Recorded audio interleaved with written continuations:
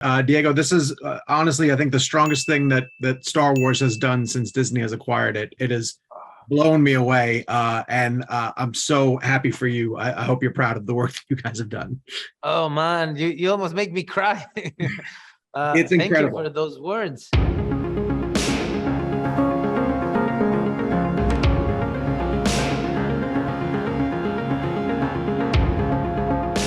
When you wrapped Rogue One, did you have any indication that Andor was a possibility, or did you say goodbye to the character at that time?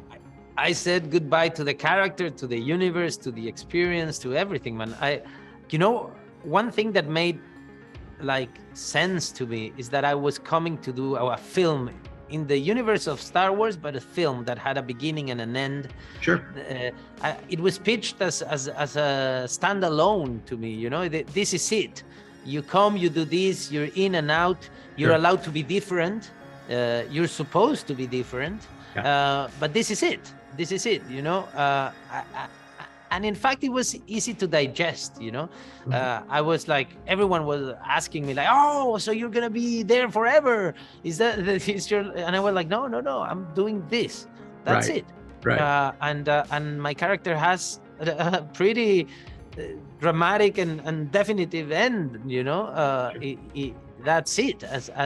It's the end in its most pure form, basically. Yes. And then a year later, I got this phone call saying, would you be willing to explore the possibility of doing a show in this new long format that we're doing now, of the background of Cassian, and to see where he comes from and what happened. What needed to happen for him to become that person that was willing to sacrifice everything for the cause, And I was like, wow, that's a bold idea. I mean, it's interesting, Right. as it was when I got the offer for Rogue One, because it's another standalone in the world of series. This one has to end. We know the ending. Right. They will have to change the name if they wanted to keep going, because Andor is, that's it. It's these 5 years and there's nowhere to go. What really bleeds through for me as part of this production is the enormous practicality of the universe. It feels so much more lived in, and just like it's been extremely established. And I'm wondering if that felt that way to you on set as well, too, as you were working on this. Absolutely. I'm an actor. We love a space to play in, and I love a tactile space to play in. We had it in Rogue One, and now in Luke Hull's design in Andor, we have these dexterous, intricate, beautiful sets to inhabit. In the first time you meet Mon Mothma in episode 4, you meet her in Luthen's gallery. That set was jaw-droppingly beautiful. Yeah. Stellan and I were like kids in a playground. We were like, look at this, look at this.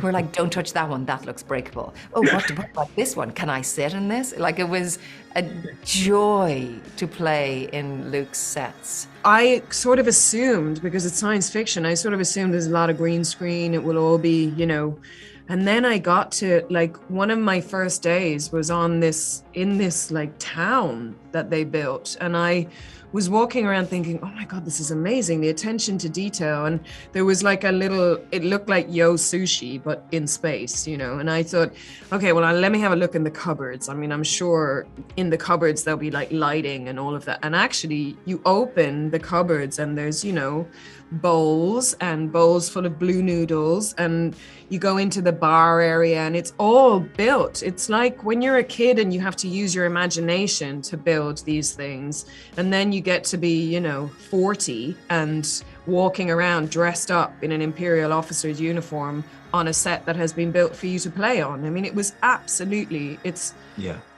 mind-blowing what they did. To detail and the intricacy of the sets, the props, the costumes were like nothing I or you had ever experienced. It was incredible. Yeah. I need to sing the praises of Toby Haynes. I just want to give him all of the Star Wars going forward. Can you tell me what he's like as a collaborator? He's blowing me away with what he's doing. Oh, he's incredible.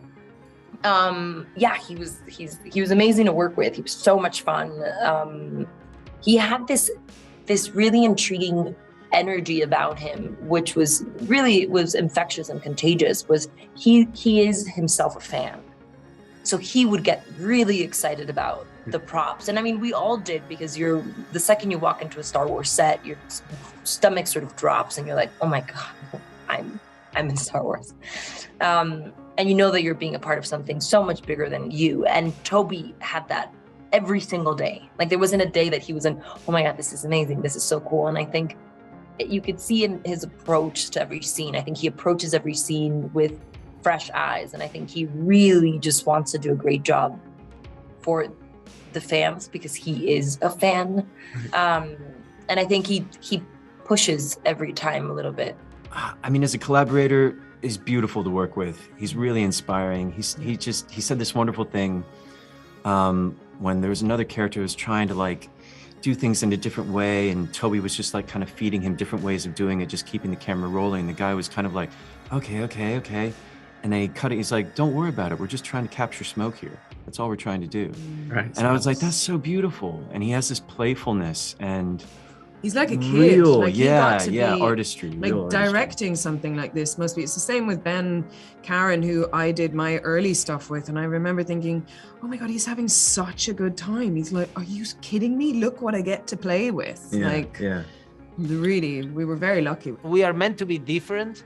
We are meant to be our own, and that I love, you know, because then the writing of someone like Tony Gilroy becomes like so pertinent, you know. You need someone like him. You need someone like he's not a writer that likes to write in terms of right and wrong and black and white. He lives in the gray areas, you know.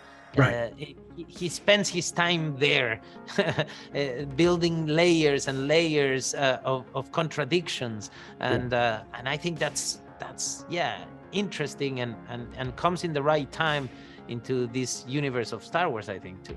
I love that I got the opportunity to come and investigate this woman, to explore this woman. I love that Tony Gilroy and Disney have invested time and narrative space in this woman. I think where we meet her in Andor is very different to where we've ever seen her before. You know, we usually see her in a bunker, you know, with senators in a war zone. Where we meet her in Andor, she is navigating a political society, the Imperial Senate. She's steeped in empire. I think what's exciting for audiences, hopefully, is that we start somewhere so very different to where we know we have to end up. What were some of the questions that you might have had about Bix's backstory, and were they answered? I sat down with Diego and we had so many ideas and what sort of our backgrounds were and specifically how we met and stuff. And those were all ideas that we had with Tony, again, not in the show, but it was incredibly important for us to know, especially for someone like Diego, who's lived in this character for years now and is so aware of, you know, where he comes from and sort of his background, hence why they're doing a show about it.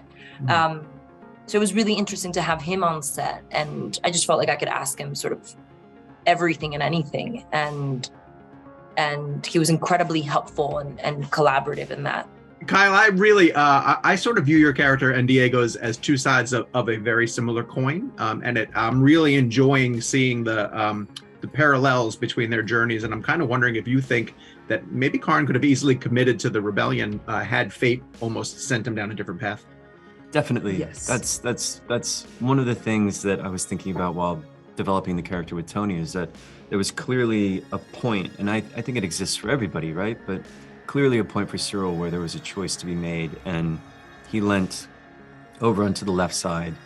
And we think it's because both Dedra and Syril have an aversion to dirt, and like they need everything to be perfect and clean, and the rebels just simply, it's too dirty. Not tidy enough. Not tidy enough. I can understand that. So within you know, Cyril's journey, he becomes so fixated and obsessed with Cassian because he recognizes that potential could exist within himself, and that this guy who's so free to just do what he wants and Syril lives within the confines of his own structure and the structure of the bureaucratic corporate system that he lives in and is striving to ascend up to the highest echelons of. He sees this person just like making up the rules as he goes along, and he just can't stand it. Yeah. But it's because, as you say, it's the other side of his coin, and that's, can't deal with it. I just want to know your pro tip for acting opposite a droid, because you do it very well. This droid made it so easily, and I have to tell you that the work behind the droid, it's incredible. It's not one or two people, it's a whole team, you know. From the moment they decided to how expressive it is, you know. Like, I saw the process, I saw the drawings, then I saw the first models, then I saw the thing moving, and then I saw the whole team giving life to that thing, you know, because it's not just a voice, it's two people operating, you know, and how many people were needed to build that, I don't know, but it's a whole team, and V2 just follows you everywhere, and it's there, it's real, you know. It's like it's in fact very easy to interact with these droids because they exist. You know, they're there with you, and they're not as demanding as other actors, you know. They just can do one take after another. Do you know what? I love Star Wars fans because they are so passionate. They are so lived in regard to this experience. So I let them do all the thinking and the speculating, and I leave that up to them because they do it much better than I do. And I will just step in as the actor, because in the end, I feel like Star Wars fans know much more than I do. I just hope that my excavation of Mon Mothma can live up to their high standards. That's what a reckoning sounds like.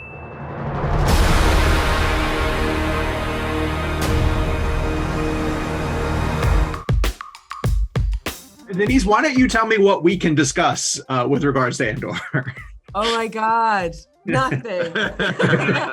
What do you want to know? I'll give you everything. How does it end? Just tell me how it ends.